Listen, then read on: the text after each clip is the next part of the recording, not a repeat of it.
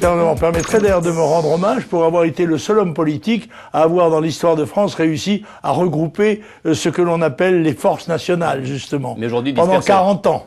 Mais aujourd'hui dispersées. Non, pas aujourd'hui dispersées. Non, il y a toujours eu cela. Il y a eu le PFN, il y a eu Ordre Nouveau, il y a toujours n'importe comment une officine aux ordres du ministère de l'Intérieur qui est prête à faire son travail, on le sait. Et il y a des gens qui sont près de la majorité, comme Monsieur de Villiers, qui sont les intermittents du souverainisme, qui tantôt, la plupart du temps, sont avec le gouvernement et au moment des élections, en particulier européennes, sont contre. Alors dans cette campagne, on parle beaucoup, notamment dans ces derniers jours de cette campagne, de la sécurité qui revient au premier plan des préoccupations gouvernementales.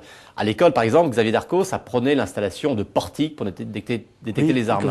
Avec des solutions d'ailleurs de la droite nationale. Comme c'est curieux, nous sommes en période électorale. Alors le discours de 2007 qui a trompé tant de Français, de M. Sarkozy, va pouvoir être ressorti là. On va parler de l'immigration avec virilité, on va parler de l'insécurité avec force, on va parler de toutes ces notions qui appartiennent en général plutôt aux rubriques du Front National, à son programme, parce que c'est bon pour les lecteurs. Ça, j'espère que cette fois-ci, ils ne se feront pas avoir. Pour l'insécurité à l'école, il faudrait réduire l'immigration, supprimer l'immigration, et 2, réformer les IUFM. Ce serait beaucoup plus important que les portails ou que les fouilles. Sur la sécurité intérieure, présentée ce matin même en Conseil des ministres par Michel Alliot-Marie, 2,5 milliards d'euros consacrés à cette réforme. C'est quand même important, non? C'est important, ça n'est pas du tout en rapport avec les risques que court la sécurité des citoyens, sujet que connaît bien M. Sarkozy, ou qu'il devrait bien connaître, car il est chargé de cela depuis 7 ans. Il a été pendant 5 ans